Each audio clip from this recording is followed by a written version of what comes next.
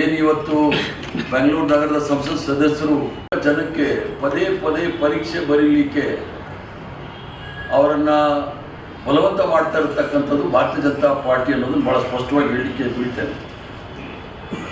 Neat ಪರೀಕ್ಷೆ ಸೋರಿಕೆಯಿಂದ ಲಕ್ಷಾಂತರ ಜನ, ಸುಮಾರು 1,40,00,000 ಜನ ಅವರ ಪರಿಸ್ಥಿತಿ ಏನಾಗಬೇಕು ಹೇಳಿ, ಸೋರಿಕೆಯಿಂದ ಅವರು ಪರೀಕ್ಷೆಯನ್ನು ಮುಂದೂಡಿದರು.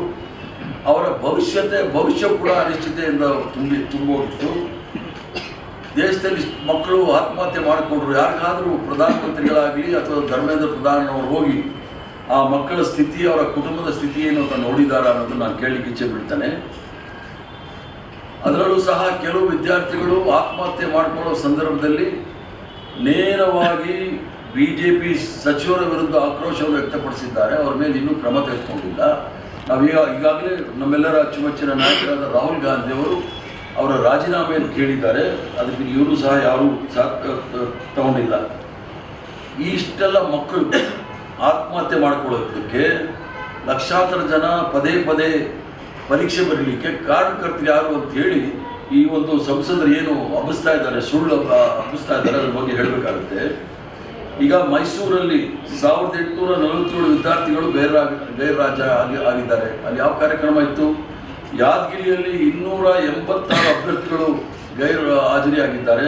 ಅಲ್ಲಿ ದಕ್ಷಿಣ ಕನ್ನಡದಲ್ಲಿ ಆಗಿದೆ. ಅಲ್ಲಿ ಯಾವ ಕಾರ್ಯಕ್ರಮ ಇರಲಿಲ್ಲ. ಇಲ್ಲಿ ರಾಜ್ಯದ ಹಲವೆಡೆ ಪರಿಸ್ಥಿತಿ. ಹಾಗಾದರೆ ಎಲ್ಲ ಜಿಲ್ಲೆಗಳಲ್ಲೂ ಕಾರ್ಯಕ್ರಮ ನಡೀತಾ ಈ ಒಂದು ನೀಟ್ ಪರೀಕ್ಷೆಯಲ್ಲಿ ತೊಂದರೆ ಆಗಿದೆ ಅನ್ನೋದಕ್ಕೆ. ಅದಲ್ಲದೆ ಕೆಲವು ಮಕ್ಕಳು ಟಿವಿನಲ್ಲಿ ಬಂದು ಹೇಳು ನಮ್ಗೆ ತೊಂದರೆ ಆಗಿದೆ ಅಂತ ಗೈರ್ಹಾಜರಾದ ಮಾತ್ರ ಅವರೆಲ್ಲರೂ ಸಹ ತಾವೇ ಮಾಧ್ಯಮದಲ್ಲಿ ಕೆಲವು ಮಾಧ್ಯಮದವರು ಇಂಟರ್ವ್ಯೂ ಮಾಡಿದ್ದಾರೆ. ಅದರಲ್ಲಿ ನಾವು ಪರೀಕ್ಷೆ ಬಂದಿದ್ದೀವಿ ಅಂತಲೂ ಸಹ ಹೇಳಿದ್ದಾರೆ.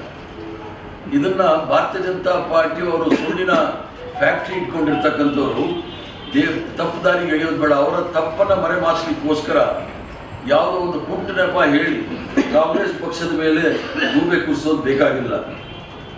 ಈ ಒಂದು ದೇಶದಾದ್ಯಂತ ವಿದ್ಯಾರ್ಥಿಗಳು ಆತಂಕದಲ್ಲಿ ಇರೋ ಸಂದರ್ಭದಲ್ಲಿ ಯಾವುದೇ ಒಂದು ಪರೀಕ್ಷೆ ತೆಗೆದುಕೊಳ್ಳದೆ ಒಂದು ಫೇಕ್ ಸರ್ಟಿಫಿಕೇಟ್ ಇಟ್ಕೊಂಡಿರ್ತಕ್ಕಂಥ ಪ್ರಧಾನಮಂತ್ರಿಗಳು ಮತ್ತು ಪರೀಕ್ಷಾ ಪೇ ಚರ್ಚಾ ಅದೇನು ಮಾಡ್ತಾರೆ,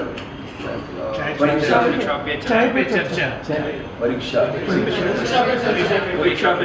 ಪೇ ಚರ್ಚಾ ಅಂತ ಮಾಡೋ ಈ ಪ್ರಧಾನಮಂತ್ರಿಗಳು ಈ ಸೋರಿಕೆ ಬಗ್ಗೆ ಇನ್ನೂ ಸಹ ಮಾತಾಡ್ತಾ ಇಲ್ಲ. ಅವ್ರು ಒಂದೇ ಒಂದು ಪರೀಕ್ಷೆ ತೆಗೆದುಕೊಂಡಿಲ್ಲ, ಫೇಕ್ ಡಿಗ್ರಿ ಇಟ್ಕೊಂಡಿರ್ತಕ್ಕಂಥ ಮಹಾನುಭಾವ. ಅದ್ರ ಜೊತೆಗೆ ನಾನು BJP ನಾಯಕರನ್ನು ಕೇಳಲು ಒಂದಷ್ಟು ವಿಚಾರಗಳನ್ನು ಕೇಳ್ತೀನಿ. ನೀಟ್ ಪ್ರಶ್ನೆ ಪತ್ರಿಕೆ ಸೋರಿಕೆಗೆ ಹೊಣೆ ಯಾರು? ದೇಶದ ಲಕ್ಷಾಂತರ ವಿದ್ಯಾರ್ಥಿಗಳ ಮಾನಸಿಕ ಯಾತನೆಗೆ ಯಾರು ಹೊಣೆ? ಆತ್ಮಹತ್ಯೆ ಮಾಡಿಕೊಂಡ ವಿದ್ಯಾರ್ಥಿಗಳ ಕುಟುಂಬಗಳಿಗೆ ಉತ್ತರ ಕೊಡುವವರು ಯಾರು?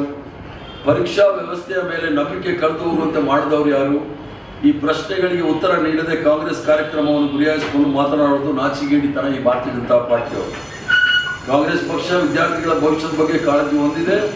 ನಾವು ವಿದ್ಯಾರ್ಥಿಗಳ ಹಕ್ಕುಗಳ ಪರವಾಗಿ ನಿಲ್ಲುತ್ತೇವೆ. ಅದರ BJP ಸರ್ಕಾರ ತನ್ನ ವೈಫಲ್ಯಗಳನ್ನು ಮುಚ್ಚಿ ಹಾಕಲು ರಾಜಕೀಯ ಆರೋಪಗಳ ಹಿಂದೆ ಅಡಗಿರ್ತಕ್ಕಂಥದ್ದು ನಾವೆಲ್ಲರೂ ಸಹ ನೋಡಬಹುದು.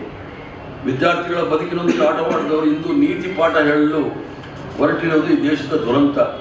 ಮೊದಲು ನೀಟ್ ಹಗರಣದ ಬಗ್ಗೆ ದೇಶಕ್ಕೆ ಕ್ಷಮೆ ಕೇಳಿ, ನಂತರ ಕಾಂಗ್ರೆಸ್ ಪಕ್ಷ ಬಗ್ಗೆ ಮಾತನಾಡಿ ವಿದ್ಯಾರ್ಥಿಗಳ ಭವಿಷ್ಯ ಹಾಳು ಮಾಡಿದವರ ಬಾಯಲ್ಲಿ ನೈತಿಕತೆ ಮಾತುಗಳು ಶೋಭಿಸುವುದಿಲ್ಲ.